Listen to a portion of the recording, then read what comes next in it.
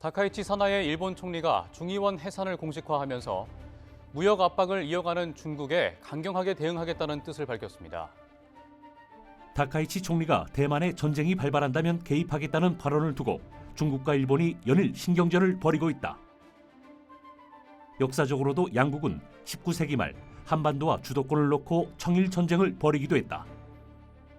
당시 청나라와 일본은 현재 평택에서부터 서울, 평양, 압록강에 이르기까지 전투를 벌이며 각축전을 이어갔는데 조선의 종주권을 두고 발발한 청일 전쟁 당시에는 어떤 일들이 벌어졌나? 뉴스멘터리 전쟁과 사람에서 지금 바로 시작합니다. 전쟁 없는 세상을 꿈꾸기에 전쟁을 연구합니다. 안녕하세요. 뉴스멘터리 전쟁과 사람 허준입니다. 안녕하세요. 윤지연입니다. 이번 시간 함께 하실 두 분 소개드리겠습니다. 기세찬 교수님, 태상호 기자님 나와주셨습니다. 어서 오세요. 안녕하세요. 반갑습니다. 두 분과 함께 또 오늘 어떤 이야기를 나눠볼까 주제를 살펴봤더니 청일 전쟁을 가져오셨습니다. 여전히 현재 중국과 일본의 대립이 격화하는 상황에서 우리에게 주는 메시지가 현재에도 남다르다라는 생각이 드는데요. 어떤 점을 좀 중점적으로 들어보면 될까요? 네, 1800년대 중후반에 동아시아 국제 상황은 지금보다 더 혼란스러웠습니다. 그런데 당시의 상황을 보면은 그런 국제적 상황에 잘 보조를 맞춰서 잘 대비를 했던 국가들은 살아남았고 또 그렇지 못한 국가들은 또 몰락의 길로 갔습니다. 그래서 오늘 청일전쟁 전투 국면과 더불어서 일본과 청이 어떻게 외교적인 행동을 했고 또 서구 열강은 또 그거에 대해서 어떻게 대응을 했는지를 잘 살펴보면 좀 도움이 될 것 같습니다. 군사적으로 좀 살펴보면 일본과 청나라 모두 군대적인 군사 시스템을 가지고 맞붙은 첫 번째 전쟁이다라고 볼 수가 있어요. 특히 일본 같은 경우에는 1873년에 징병제가 실시가 됐습니다. 네. 지금 우리도 징병제잖아요. 네. 그럼 비슷한 현대적인 시스템을 그때 운영을 했다라고 보시면 되는데 일본은 이 전쟁을 통해서 자신들이 문명국임을 보여주려고 했습니다. 그래서 심지어 문명 전쟁이라고 자신들이 칭했어요.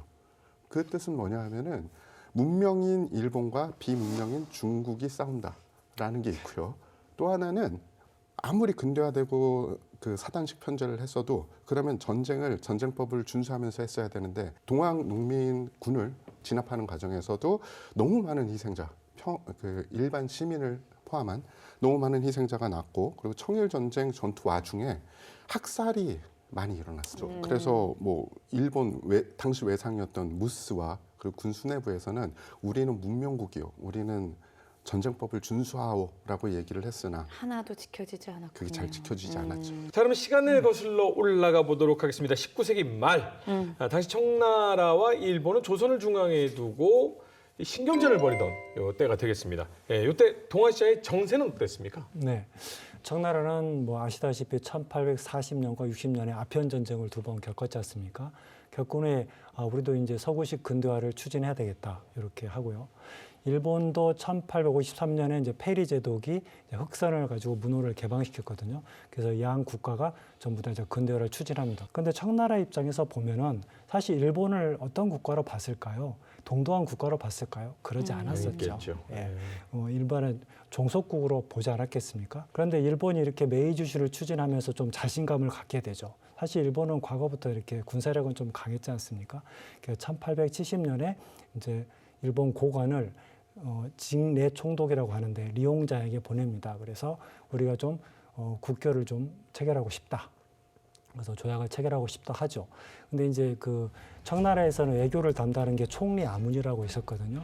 총리 아문 이제 정보기관이 좀 반대했죠. 우리 종속국인데 우리가 동등하게 조약을 맺을 필요가 없다. 근데 리용자이라는 사람이 받아들이자고 했어요. 그 이유는 일본 측에서 제시한 게 지금 서구 열강이 자꾸 이 아시아 국가들을 침략하지 않느냐.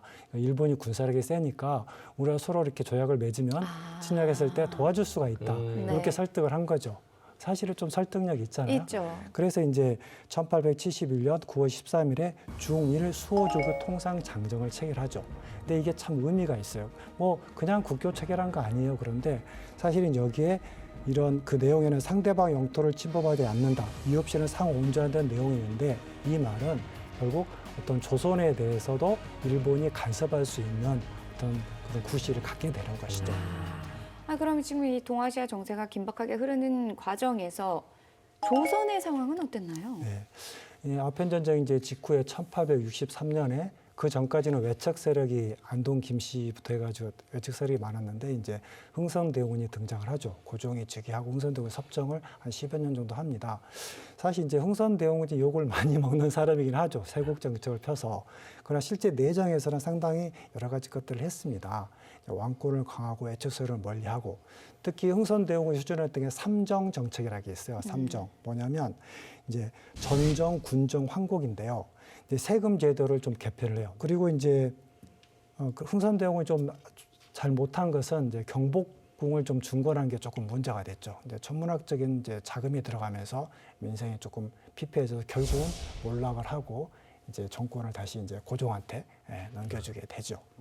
아니 뭐 백성들 힘들다고 곡간 좀 단속 잘해라라고 해놓고서는 대규모 건축 사업. 그렇죠. 네, 그렇습니다. 이제 일본의 동향을 보면 이제 일본이 이제 미국한테 배웠잖아요. 어떻게 하면 문호를 개방하고 하는지. 그래서 군함을 광화도 앞에다 이렇게 탁 대치시켜 놓고 그 이제 포함 애교라고 합니다. 이제 함포를 가지고 그래서 협박을 하는 거죠. 문호 개방해라. 그래서 1876년에 이제 광화도 조약을 체결하는데 이제 여기에 조약을 보면 이제 첫 번째는 조선이 자주국이라고 나와요. 이제 일본이 청일전쟁 끝까지 조선은 자주국이에요. 조약 첫 번째도. 왜냐하면 자주국이라는 뜻이 정말 자주국이 아니고 청나라의 속국이 아니고 이제 우리가 너희를 컨트롤할 거야 이런 의미가 내포되어 있습니다. 니네가 스스로 우리하고 계약한 거야. 그러니까 이 계약에 대해서 뭐 별말 필요 없는 거지 이렇게 하려고 하는 거죠. 네, 그리고 청과에 이제 손을 끊는 거죠. 네. 일본은 당시 조선을 어떻게 생각했냐면 일본의 외교 목적은 첫 번째는 일본 본토인 주권선을 수호하는 것이에요. 이건 당연하겠죠. 두 번째는 이익선 수호예요. 그런데 이 이익세라는 것은 주권선 밖에 있는 국가들의 자기 이익이 된다는 거예요. 그것이 조선이 그 이익선에 들어가는 거예요. 그래서 조선을 어떤 경제 수탈 또는 뭐 교역이나 어떤 수탈의 대상국으로 삼고 있는 거죠. 그런 와중에 조선에서 이제 1882년에 이모군란이 발생을 하죠.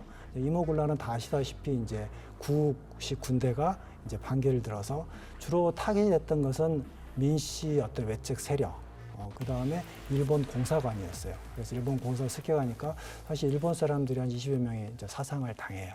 그러다 보니까 그 빌미로해서 결국 이건 청나라가 이제 인원을 파병해서 제압을 하긴 했습니다만 일본도 이제 우리 공사관도 보호를 해야 된다 그래서 일본군 400명 정도가 이제 조선에 좀 주둔하게 되고 청나라도 이제 진압을 하기 위해서 3,000명 정도가 들어오게 되죠. 사실 이게 전쟁 빼고 한반도 역사에서 애국군이 평시에 우리나라에 주둔하게 된 최초의 사례가 되는 거죠. 최초로 주둔했던 것이 용산입니다. 그래서 지금도 주한미군으로 이어지고 있긴 하지만요.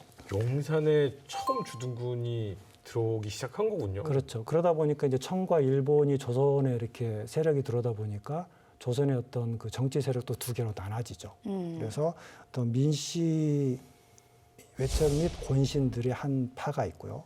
이건 이제 청 쪽으로 좀 기울어 있어요. 당시에는. 그 다음에 이제 아시다시피 독립당 김옥균을 중심으로 하는 친일파 세력으로 나눠지게 되죠. 1884년에 이제 우리가 잘 알고 있는 갑신정변, 네. 3.1 천하로 끝나지만 일본이 조금 뒤에서 후원을 해줬지만 세력이 미비하다 보니까 실패로 끝났죠.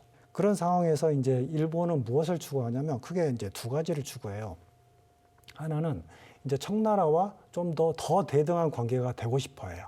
그리고 두 번째는 아까도 말씀하셨지만 일본은 문명국이 되고 싶어해요. 그런데 문명국이 된다는 것은 약간의 조건이 필요해요. 당시에는 이제 문명국이 있고 비문명국이 있고 식민지 국가 세 개로 나눴어요. 이것은 이제 국제적 법으로 나눈 것이 아니고 서구 열강들 그렇게 봤던 것이에요. 그래서 영국, 프랑스, 독일, 러시아, 미국 이런 나라들은 문명국이에요. 네. 이 문명국은 완전한 주권을 가지고 있어요. 그리고 국제적으로 서로 조약을 체결해요. 그렇게 인정을 받아요. 그다음에 두 번째 비문명국은 중국, 그다음에 조선, 그다음에 뭐 태국 이런 데예요. 동아시아 국가들이죠. 이런 국가들은 식민지 국가는 아니에요. 하지만 완전한 주권이 없어요. 그래서 조약을 체결하면 불평등 조약을 체결해요. 왜냐하면 사법권을 인정하지 못한다는 거예요. 그러니까 문명국 입장에서 봤을 때 너희 나라에서 범죄를 했는데 너무 야만적이다 법이. 그러니까 우리 국민들을 너희 법에 맡길 수 없다. 이렇게 해서 비문명국이 되는 것이죠. 그래서 조약을 체결할 때 사법권을 우리가 가져야 되겠다. 우리 국민들에 대해서는 이렇게 해서 불평등 조약이 되죠. 그 나머지 식민지는 잘 아실 거고 네. 지금 일본도 지금 비문명국이에요. 그러나 이제 비문명국이 문명국이나 또 다른 국가랑 전쟁을 하게 되면 어떻게 되죠? 간섭을 많이 받게 되죠. 네. 완전한 주권 국가가 아니잖아요. 그렇기 때문에 일본은 이걸 어떻게 하든지 문명국이 되려고 노력을 해요. 그게 첫 번째로 시도한 것이 지금 일본도 서구 열강과 다 불평등 조약을 체결한 상태예요. 네. 근데 영국이 일본에 굉장히 우호적이에요. 왜냐하면 당시 이제 영국과 러시아가 약간 대립적인 관계였거든요. 러시아는 지속적으로 남하 정책을 폈어요. 그래서 이 러시아를 막아야겠다 생각해서 일본에 상당히 우호적이에요. 그래서 일본이 어떻게든 대신 막아줄 수 있잖아요. 예. 그래서 일본이 영국을 겨냥을 해요. 그래서 자, 근데 사실 일본은 많은 노력을 통해서 사법제도도 많이 개편을 했어요. 예, 상당히 했기 때문에 자, 이 정도 우리가 수준이 높아졌다. 그니 조약을 다시 체결하자. 이건 상당히 의미가 있는 것이죠. 예, 그래서 영국도 뭐 무작정 들어주진 않았는데 그런 사법권을 인정해주고 대신 관세는 일부만 좀 조정해줘. 그래서 약간 일본은 어떤 문명국이 됐기 때문에 이제 아주 자신감을 갖고 조선을 청과 전쟁을 하게 되고 인접국가에 대해 제국주의로 나가게 되는 것이죠. 약간 약한 문명국 정도의 지위는 인정을 받았네요. 그렇죠. 일단 인정을 받은 거죠. 그다음에 두 번째로는 이제 청과 조금 더 대등한 국가가 돼야 되겠다는 것이에요. 아까 말씀드렸던 조약 가지고는 결국 이제 겨우 조금 인정받는 정도거든요. 그렇다고 해서 천황과 중국의 황제가 대등한 입장은 아니에요. 대등한 입장이 되려면 좀 뭔가 다시 필요하죠. 그게 1885년 청과 일본이 협정한 티엔진 협정 체결이에요. 목적은 한반도가 어지러우니까 동아시아 동북아 평화를 위해서는 한반도 안전시켜야 되니까 우리가 협조를 하자 이런 취지예요. 사실은. 차후에 조선에 어떤 문제가 발생하면 서로 군대를 출병할 때 근데 무조건 출병하는 건 아니죠. 어쩐 조선에서 요청이 있어야 되죠. 출병하되 서로 통보를 해야 돼요. 의무로. 그래서 이렇게 해서 서로 조금 평화적으로 좀 이렇게 갑작스러운 분쟁 행위를 방지하자 이렇게 맺게 되는 거죠. 사실 별 내용이 없잖아요. 그런데 엄청 중요한 게 있습니다. 일본이 드디어 조선의 공식적인 파병권을 획득한 거예요. 그 전에 일개대대 파병한 것은 단지 공사관, 거주민을 보호한 차원이기 때문에 그 정도는 어느 정도 인정이 됐단 말이죠. 그러나 이제는 공식적으로 일개 여단, 사단 이렇게 파병할 수 있는 거예요. 그럼 전쟁을 할 수 있는 것이죠. 엄청난 의미가 있습니다. 그런데 청은 그럼 왜 순순히 이걸 받아들여줬을까요? 네. 이게 궁금하잖아요. 그 전까지는 되는데. 근데 이유가 있어요. 1884년에 청나라와 프랑스가 전쟁이 발생해요. 이 상황에서 일본과 청나라가 전쟁을 할 수 있겠습니까? 안 되죠. 두 군데로 나눠서 전쟁을 할 수 없는 거예요. 그래서 이걸 받아들이는 거예요. 네, 그래서 결국 이제 티엔진 협정이 체결이 되죠. 제가 초반에 말씀드린 국제 상황은 어땠느냐. 가장 관심을 갖고 있었던 건 영국과 러시아예요. 네. 이제 일본이 점점 조선을 호시탐탐 노리고 있다는 걸 느낄 수 있을 거 아니에요. 고종 황제가 느끼고 있으니까 안 되겠다. 어딘가 의지해야죠. 일단 군사력이 약하니까. 그래서 하고 싶었던 게 러시아예요. 그래서 러시아에서 좀 도와줄 수 없느냐 이렇게 이야기를 하니까 영국이 그 첩보를 입수하고 거문도를 점령해 버려요. 그래서 거문도 점령 사건이 나오는 거예요. 당시 물론 이제 뭐 저기 해일홍장, 흑룡관까지 진출했지만 아직까지는 영국에 대항할 군비가 부족해요. 동아시아에서. 그러니까 좋다 그러면 우리는 뭐 조선에 개입을 안 하겠다. 이렇게 조건을 약속을 하니까 영국이 이렇게 거문도에서 철수를 하죠. 그런 상황이 발생하고 있습니다. 아이, 참. 우리나라인데 그 참 많은 국가들이 그냥 내가 다스릴게 별 힘이 없어서 그래요. 그러니까 주권이라는 네. 게 이렇게 중요하구나라는 거를 지금 교수님 말씀하신 내내 이렇게 가슴이 뜨거워지면서 생각이 드네요. 네. 그러면 이제 일본은 그러면 이제 어떻게 대응했을까? 네. 일단 청의 종주권을 인정해줘요. 그게 1880년부터 1894년까지 10년이에요. 그 동안 10년 동안 일본은 뭐 했느냐? 우리가 이제 당시 청나라는 양문동을 통해서 일본보다 더 많은 해군을 길렀어요. 사실은 서양에서 사왔어요. 군함들을. 굉장히 큰 함대들을 많이 사왔어요. 군함들을. 근데 일본은 아직 좀 부족해요. 그래서 일본도 물론 영국이나 이런 데 이제 그때부터 돈을 주고 군함을 건설해요. 이런 식으로 해서 일본이 차근차근 이제 외교적으로, 군사적으로 이제 청과의 전쟁을 사실 준비해 나가고 있었던 것이죠. 근데 사실 이 청일전쟁의 직접적인 원인은 저희가 정읍까지 직접 내려가서 뜨거운 햇빛 아래서 아주 그냥 주먹을 쥐고 얘기를 했었습니다만 동학 농민운동이었습니다. 근데 생각을 해보면 아니 전라도 지역에 있었던 동학 농민운동이 어떻게 청과 일본의 전쟁의 계기가 됐을까? 이렇게 생각하시는 분들이 분명히 있을 수 있습니다. 맞습니다. 너무 잘 아실 거예요. 1894년에 벌어진 동학농민 봉기라고도 하고 네. 동학농민 전쟁이라고도 네. 하죠. 처음에 시초는 지방 관리의 횡포와 부패였죠. 오히려 보국 안민, 그러니까 나라를 지키고 백성들을 보호하자라고 했는데 일단은 그들과 이 사건을 바라보고 있는 청나라와 일본은 생각이 달랐던 거죠. 또 조선 정권도 약간 문제가 있었던 게 그러면 국내적으로 해결해야 되는데 국내에서 해결할 생각을 하지 않고 원세계, 즉 청나라 쪽에다가 먼저 원병을 요청을 합니다.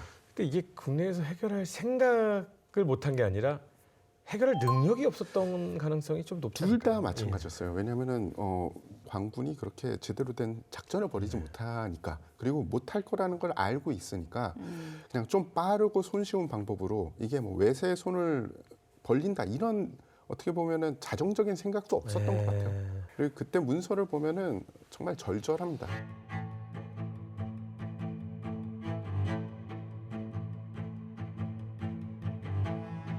정말 이게 속방이 중주국한테 보내는 파병 요청서 같은 그런 느낌이에요.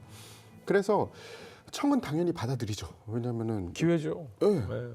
그래서 당연히 그 요청이 원세계를 통해서 이홍장에게 갔고 이홍장은 병력을 보내게 되죠. 그 목적은 동학 교도들을 토벌하고 자국민들을 보호한다. 그래서 순양함들, 각종 군함과 육군 병력을 인천하고 아산에 상륙을 시킵니다. 특히 아산 쪽에 상륙한 부대는 섭지초 부대, 그러니까 지휘관이 섭지초라는 사람이었어요. 그런데 여기서 이제 큰 문제가 벌어지는데 청은 천진조약, 텐진조약에 따라서 당연하게 일본에 통보를 했습니다. 네. 그런데 청의 생각과 일본의 생각이 달랐던 거예요. 어떤 게 다르죠?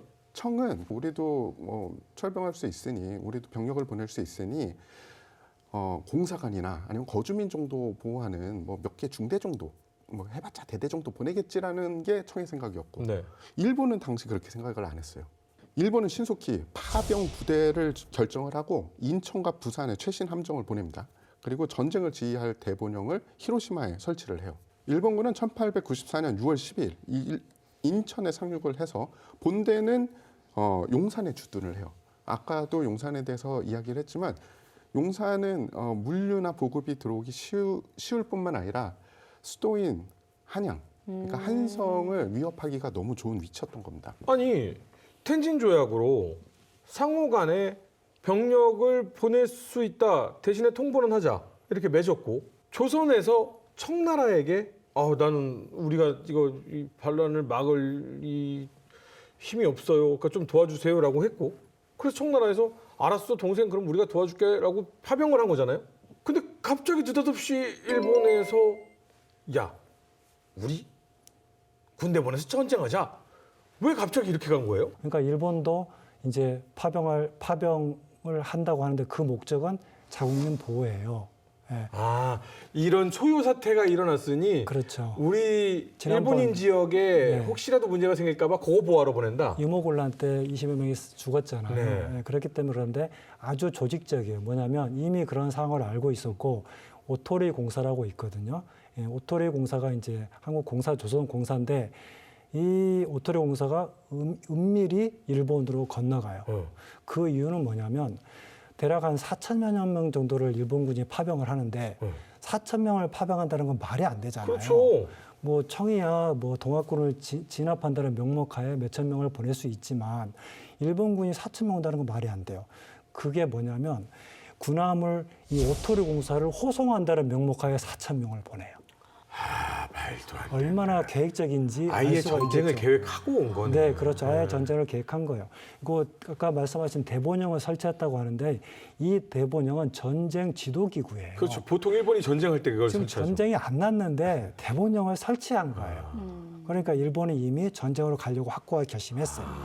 이제 4천 명이 이제 인천에 왔잖아요. 그런데 문제는 동학농민군이 그런 사실을 알고 전주 화약을 체결해요. 그래서 우리가 원하는 것은 백성을 더 잘 살게 해주고 조선 정부의 전복이 아니라는 거예요.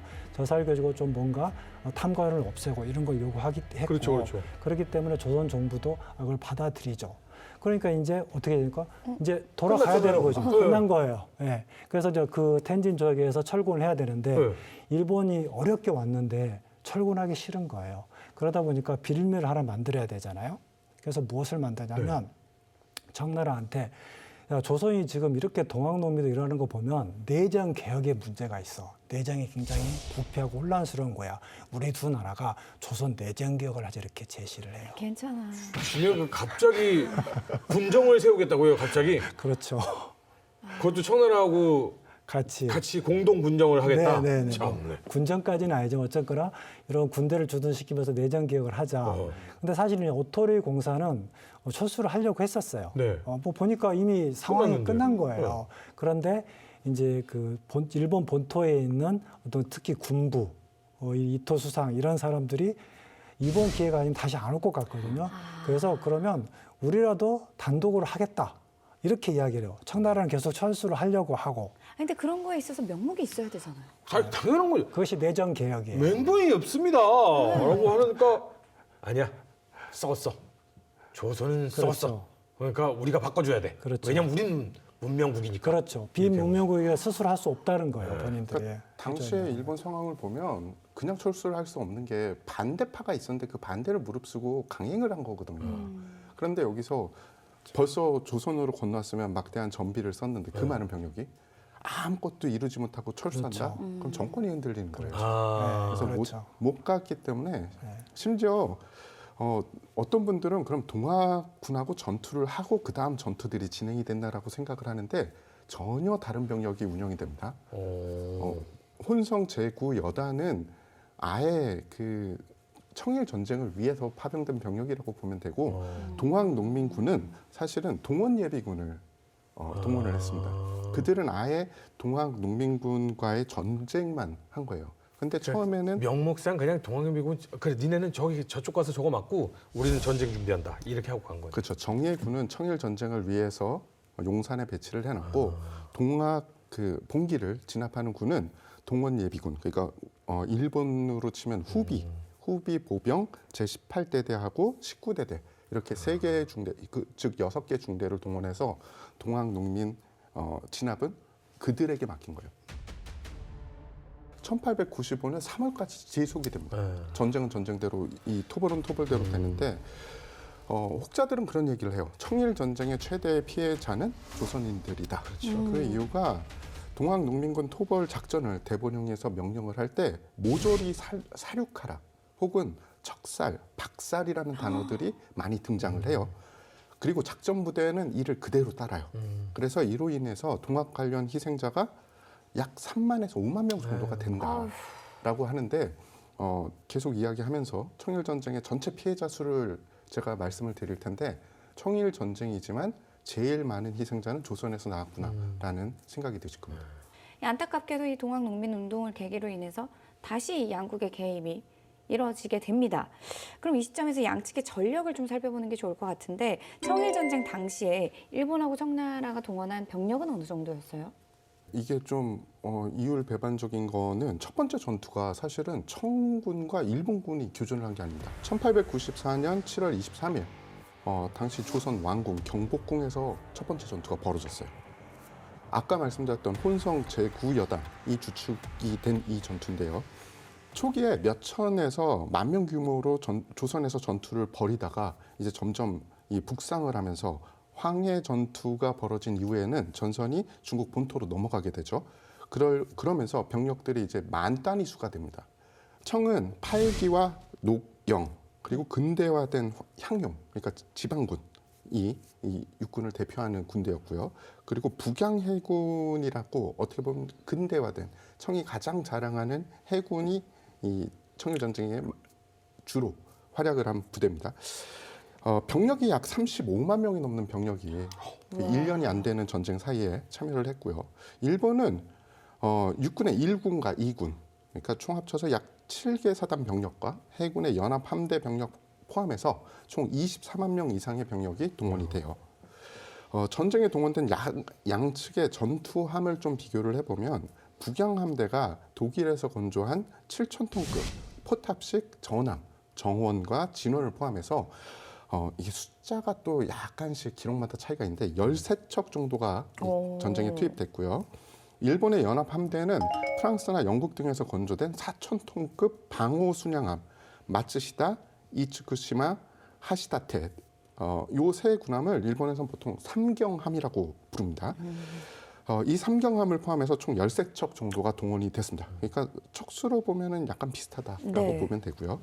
아까 그 기세창 교수님께서 말씀해 주셨듯이 일본은 4,000톤에서 2,000톤 사이의 전투함을 보유하고 있었는데 차이라면은 청은 이 청일 전쟁이 벌어지기 10년 전에 건조된 거예요? 건조된 그러니까 10년 전에 아, 인수를 받은 군함이고 청의 북양함대 군함 같은 경우에는 배수량 자체가 크다 보니까 포도 커요. 30cm 혹은 15cm 이 정도 포는 큰데 문제는 속사력이 떨어집니다. 그리고 요새 같은 사통 장치가 없기 때문에 원거리에 구경이 크면 장점은 원거리부터 적을 타격할 수 있는 거잖아요. 그렇죠. 근데 사통 장치가 안 좋아서 원거리 적을 타격을 못 해요. 사통 장치가 없으면 맞출 수가 없겠는데요. 일본 같은 경우에는 쾌속, 그러니까 그 10년 동안 또 과학기술이 많이 발전을 하다 보니까 배들이 빨라졌습니다. 네. 빨라진 데다가 속사포 위주였어요. 그러니까 짧은 시간에 많은 명중탕 혹은 효력탄을 날릴 수 있는데 이때 당시 해전에 이게 되게 중요했던 이유가 뭐냐면 요새처럼 포탑이나 아니면은 그 함교가 폐쇄식이 아니었어요. 그렇기 때문에 속사를 날리면 인원들을 많이 살상을 시킬 수가 있었던 겁니다. 속사포가 얼마나 차이가 나냐면 청나라가 포를 이제 한 발을 발사할 때 일본은 8발을 발사했었어요. 그러니까 압도적 소총과 차이. 기관총이라고 보시면 돼요. 압도적 차이네. 네. 그렇죠. 그것도 열린 공간에서 그렇게 당한다고 생각하면 어느 쪽에 유리할지는 뻔한 그러니까 거죠. 같은 군함에 10척을 갖고 있다 해도 이쪽은 사실 80척 갖고 있다고 봐야 그러네요. 돼요. 같은 열쇠척이 아니네요. 네. 육군 전력을 보면은 가장 중요한 게 포병이었습니다. 포병은 청은 크루프사에서 생산된 포를 가지고 있었어요. 근데 일본 같은 경우에는 크루프사의 포가 아니라 그것을 많이 참조해서 국내 기술로 만들었습니다. 오, 크루프사 하면은 세계 대전 때 독일을 가장 강력한 군대로 만들어준 포를 만드는 넘버원 회사였잖아요. 예, 그래서 심지어 어떤 이 장면이 많이 벌어졌냐면은 일본이 자국이 운영하는 화포로 공격을 못하니까 노획한 청군의 포를 이용해서 청군을 공격하는 그런 그림도 많이 보였습니다. 자, 다시 청일 전쟁의 서막으로 들어와서요. 동학농민운동 이후에 일본은 한술 더 떴습니다. 이제 경복궁까지 점령을 합니다. 동학농민 전쟁으로 한반도에 파병을 했던 일본 정권에게 가장 맞지 않은 상황이 벌어진 게 우리가 가서 전투를 해야 되는데 조선 관군하고 그리고 동학 교도들 사이에서 화약이 벌어진 거예요. 네. 그냥 전주 화약이라고 하는 건데 일본은 뭔가 또 해야 되는 겁니다. 그냥 동학농민은 농민대로 진압을 하는데 그 용산에 있는 병력들 그들도 뭔가를 해야 되잖아요. 그래서 그들이 이제 다음으로 눈을 돌린 게 그러면 왕동을 점령을 하자. 그러면은 고종 그러니까 왕에게 우리에게 요구 사항을 말할 수 있겠구나. 예, 왜냐하면 조선에서 원하지 않으면은 철군을 해야 돼요. 그렇죠. 그러면 조선 국강을 우리가 사로잡으면 청군 철수하라고 그래. 아, 라고 얘기할 수 있는 거예요. 그러니까 잡아놓고 철수라 그래. 네가 원한다 그래. 이렇게. 그렇죠. 우리 말고 이제 네가 원한다고 해라고 할 수 있는 겁니다. 7월 23일 0시 30분 정도에 혼성 제구여단 오시마 여단장에게 작전 실행 명령이 본국에서 떨어집니다. 그래서 첫 번째로 실시한 게 경복궁의 통신선을 차단해서 외부와의 연락을 단절을 시키고요. 새벽 4시경 경복궁을 포위합니다. 일본군은 영추문 그리고 건춘문, 광화문을 통해서 궐 안으로 진입하려고 했고요. 그래서 세 곳의 문에서 치열한 교전이 벌어집니다. 특히 광화문에 위치해 있던 병력이 평양에서 내려온 병력인데 당시 평양 병력이 제일 총도 좋았고, 그러니까 독일제 연발총까지 가지고 있었고 사기도 높았대요. 그래서 여러 문이 결국은 뚫리게 되고 일본군 중에 마구치 케이조 소자가 지휘하는 병력이 고종의 신병을 확보를 하게 됩니다. 그래서 고종을 붙잡았는데 그럼에도 불구하고 전투는 한동안 지속이 됐다고 해요. 심지어 경복궁 외곽에 주둔했던 조선군 병력들이 야포를 끌고 와서 궁궐을 역포위하는 그런 그림도 벌어졌는데 고종이 교전 중지 명령을 내립니다. 그래서 교전이 일단 멈춰지고 당시 한양에 있던 조선군 관군 병력들은 모두 무장해제를 당하고 전투 결과 조선군 50명이 사망하고 일본군은 1명의 전사자가 생겼다고 합니다. 그리고 이 전투를 시작으로 제대로 된 청일 전쟁, 청국과의 일본군이 싸운 전투가 벌어지는데 그게 대표적인 게 7월 25일 날 벌어진 풍도 해전입니다. 일단 개전을 결심한 일본군은 청군의 암호를 다 해독을 했어요. 그리고 청나라에 있던 스파이망을 가동을 해서 청군 해군의 움직임을 면밀히 감시를 했습니다. 이런 첩보와 정보를 바탕으로 해서 청군의 증원 부대를 해상에서 요격하기로 결정을 하게 돼요. 초기 공격이 집중된 제원호는 함장이 백기를 내걸고 후퇴를 했어요. 그랬더니 승조원들이 이게 무슨 짓이냐? 라고 했는데 그러면 다시 돌아와서 싸워야 되잖아요. 백기만 내리고 계속 후퇴를 했습니다. 근데 사실은 이 함이 제일 전투력이 셌어요. 함 자체도 튼튼했고. 그러니 그런 제일 좋은 전투함이 후퇴를 해버리니까 남겨진 광으로는 일본 군함의 집중 포화를 받고 침몰을 하게 됩니다. 이렇게 청군의 주력 함이 전장을 이탈하고 있는 와중에 하필이면 그때 이 전투 해역에 1,100여 명의 청군 증원 병력을 탑승시킨 이 영국 국적의 상선 고승호와 수송함 조강호가 나타나게 돼요. 나니와의 함장 도고 헤이하치로 대자가 처음엔 항복을 권유했다고 합니다. 그런데 거부를 해요. 청군이 거부를 해서 영국 승객이 좀 있었잖아요. 영국 상선이니까. 그러면 청국 사람 빼고는 다 내려. 그러면서 하선을 시킵니다. 그들이 하선하니까 어뢰를 발사해서 고승호를 침몰시켜요. 그리고 같이 있던 조강호는 도주를 하지 못하고 일본군에게 납포가 됩니다. 교전이 한 8시간 정도 지속이 됐는데 청군의 주력함 한 척은 심하게 파손이 됐고 한 척은 침몰을 했고요. 그리고 증원을 가던 병력들 1,000여 명 이상이 전사를 하게 돼요. 반면 일본군의 피해는 거의 없었습니다. 참 어떻게 보면 더 좋은 함포를 가지고 있는데도 이런 결과가 나오는 것도 참 신기하기도 하네요. 그러니까 이게 이 풍도 해전부터 계속 연결이 되는데 구질적인 문제가 있습니다. 그동안 10년 동안 해군에 대한 확충이나 이런 것이 전혀 되지 않고요. 특히 탄약을 지속적으로 주면서 이 훈련을 해야 되잖아요. 근데 훈련을 거의 안 한 거예요.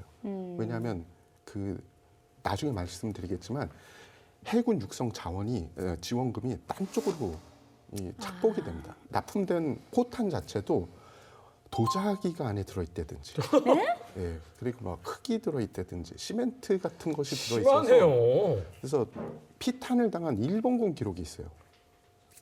포탄이 명중이 됐는데 이게 뭐 일반적이면 뻥 하고 터져야 되잖아요. 근데 바스라졌다, 혹은 터지지 않았다. 그러니까 오물풍선이야 뭐야? 군납 비리도 있었던 거죠. 이때부터 가짜를 생산하기 시작. 예. 네, 저는 풍도해전을 조금 부연 설명을 드리면 이제 그 청군은 철수하고 싶고 일본군은 또 안 한다고 그러니까 청군도 결국 청정부에서도 철수할 수가 없잖아요. 이제 철수하게 되면 일본이 이제 조선을 일본에게 내어주는 꼴이 되니까 그렇죠. 그 동학군을 진압하기 위해서 2,500명을 파병했다가 추가적으로 한 2,000명 정도 더 파병해야지 일본군도 거의 4,000명이 와 있잖아요. 네네. 그러니까 대결을 할 수가 있죠. 네. 그래서 일단 배로 가는 게 가장 빠르고 아산에 집결을 시켜야 되죠. 그래서 이제 고승호와 다른 선박에 이제 한 1,000여 명씩 태웠던 거예요. 이제 일부는 그 병력뿐만 아니라 그 아산에 있는 병력들은 군수품구까지 싣고 갔던 거예요. 일부는 또 내려놨어요. 또 내려놓고 일부는 돌아가고 그 중에 이제 뒤에 오던 군함들이 격침을 당하고 이 상선에 대해서 이제 일본에서는 항복하라고 이야기했어요. 청나라 병사가 한 900여 명에서 1,000명 정도 타고 있었어요. 그런데 항복을 거부한 거예요. 아니 근데 상선에서 또 항복을 안 하면 또 어떻게 하겠다고 또 항복을 안 했대요. 그렇죠. 그 항복을 했어야 되는데 청나라 이제 장병들이 항복을 안 한 거예요. 그러니까 결국은 사격을 했죠. 사격해서 격침을 시켰는데 이제 더 문제가 된 게 사람들이 전부 다 물에 떠 있을까요? 그러면 원래는 국제법적으로는 건져줘야 네. 되죠. 천국 병사들을 구출 안 한 거예요. 그리고 나중에 이제 다른 나라의 군함이 와서 상사 와서 이제 그 일부를 이제 건져줬는데 대부분이 죽었죠. 근데 이게 또 엄청 국제적으로 비난을 네. 받았어요. 그럼 이제 지금 아산에 청군이 한 3,500명 정도가 지금 진주를 하고 있어요. 근데 일본은 지금 저쪽 서울 쪽에 지금 4,000명 정도가 있는 것이죠. 이제 전쟁이 발발했으니까 이제 지상전이 전개되겠죠. 일본군이 이제 남하를 하게 되죠. 4,000명이 이제 그 오시마 여단장이라고 그래요. 오시마 여단장이 이제 군을 데리고 이제 쭉 서울에서 아산을 가려면 성완이라는 지역, 성완을 거쳐서 아산을 가야 돼요. 두 개로 나누어서 이렇게 내려오고 있었죠. 청나라도 왔을 때 일본군이 진격한다는 걸 알고 있을 거 아니에요. 첩보를 통해서. 그래서 이때 사령관이 2명이에요. 한 사람은 이제 미에스청이라는 사람이 있고 하나는 예즈차오예요. 이 두 사람 다 장군이에요. 네, 장군을 2명을 했는데 이 사람이 이제 리용장 동양 사람들이에요. 당시 이제 믿을 사람이 동양 사람밖에 없다 이런 뜻이에요. 파워가 좀 있는 사람들이네요. 네, 그러나 실질적인 전투 경험은 없을지도 모르죠. 네. 이게 좀 명분을 쌓으러 간 건데 그렇죠. 진짜 전투가 일어나 버린 거네요. 그렇죠. 그런데 지금 일본군 4천여 명은 지금 성안으로 점점 오고 있어요. 이 니에스자이라는 사람도 상당히 이제 지략이 있어요. 그래서 매복을 시켜요. 앞에다 매복을 시키고 그다음에 자기 진주는 두 군데로 나눠요. 어떻게 나누냐면 이쪽이 이제 성안이라고 보면 아산으로 가는 도로가 있겠죠. 이쪽에 이제 한 개의 진지를 만들어 가지고 거기에서 못 가게 아산까지 못 가게 하나 짓게 이제 군수품이 거기 남아 있을 거 아니에요. 그리고 이쪽인데 또 약간의 북쪽에는 월봉산이라는 곳이 있는데 서울과 이제 성안까지를 이제 출입할 수 있는 거죠. 거기를 이제 산을 지키면서 못 오게 이렇게 막는 거죠. 이렇게 해서 막고 있었어요. 7월 29일 날 새벽에 이제 일본군이 계속 성안 쪽으로 거의 진격을 해왔어요. 그래서 이제 안성천 가용이라는 곳에 청나라 군이 매복을 했어요. 그래서 1시간 동안 교전이 발생했어요. 일본군이 일부 사상당했지만 청나라 군이 중원이 더 이상 안 오는 거예요. 그래서 매복군이 후퇴를 하고 일본군은 계속 공격을 하고 있죠. 성안 방면으로 공격을 하고 있고 가용리 점령 후에는 아산으로 가는 곳에 이제 우월리 진지라는 곳이 있어요. 그곳에 일부 병력을 보내요. 일본군이. 그리고 다시 또 주력은 오시마가 직접 지휘해가지고 월봉산 진주로 보내죠. 네, 두 군데에서 동시에 공격을 해요. 월봉산이 주력이에요. 월봉산에서 대략 이제 새벽 한 6시에서 30분간 전투가 굉장히 격렬했어요. 그러나 이제 7시 30분경에 일본군이 워낙 전투를 세다 보니까 청군 좌우익이 다 점령을 당하게 돼요. 그러다 보니까 이 니에스청이 진지를 포기하고 이제 퇴각을 하게 됐죠. 사실은 아주 간단한 전투였죠. 몇 시간에서. 사실 사상전도 별로 나지 않았어요. 이 성안 전투 의의는 뭐냐면 일본군이 이제 우주까지 쭉 통로가 뚫린 거예요. 이제 완전히 북진로가 뚫린 거죠. 남쪽에는 더 이상 적이 없는 거예요. 그렇죠. 그래서 서울 평양 이전까지는 전부 다 일본군이 마음대로 움직일 수 있는 그런 것을 확보하게 됐다는 데 큰 의미가 있는 것이죠. 다음 이야기. 평택에서의 승리로 자신감을 얻은 일본은 퇴각하는 청나라를 쫓아 평양성을 포위한다. 연전 연패를 거듭하던 청나라는 후퇴를 거듭하며 압록강 근해에서 결전을 벌이지만 이마저도 일본군에 패퇴하며 무너지게 되고 이에 일본은 협상과 중국 본토 진출을 두고 고민하게 되는데 조선을 무대로 벌어진 청과 일본의 전쟁은 과연 어떻게 막을 내리게 될지 청일전쟁 2부 많은 시청 바랍니다.